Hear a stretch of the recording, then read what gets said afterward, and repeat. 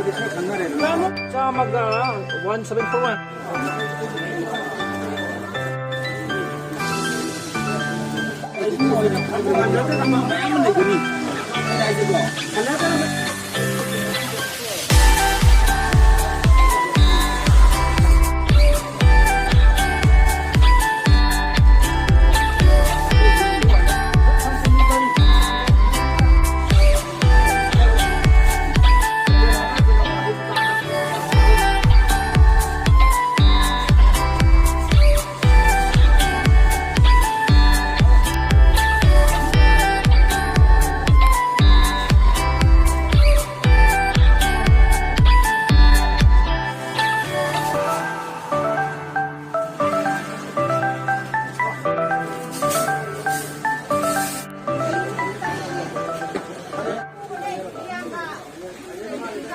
Aigi Ming, Siri Konsam, Vidya Chandra Singh,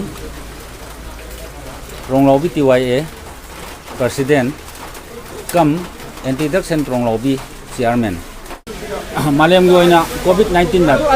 nanti mati kita panggil. Pada, Haujuk se, Haujuk aku PM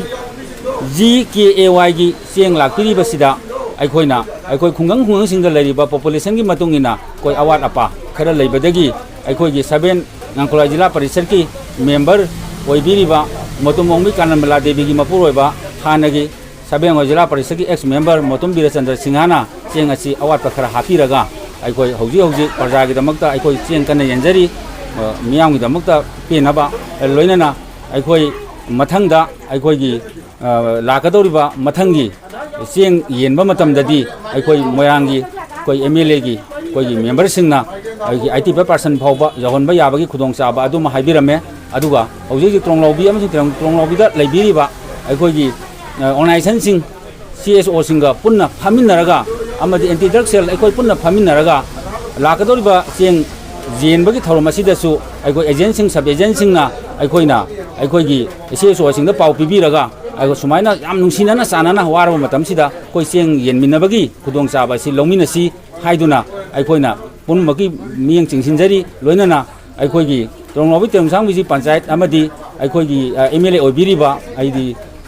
kanogi P.Sarachandra Singhagi pungsu chingsinjari yaragadi 85% phawbutang yahonbiragadi aikoigi awabasi aikoi khara sapagadra khalli hariu motum Birachandrana aikoi tha khudingi chengasi hapangangani haibagi hapakpadi yai adubu aikoina thajaba thamde masida karigumbada aikoigi kendragi leader sing haibadi ikai khono MLA na 85% botang johon biraknaba amadi parja gi awabasi mapungphana mateng pangbinaba haiduna CSO gi maigedagi amadi anti-drug sendi maigedagi miyang chingsinjari ikai khono buchari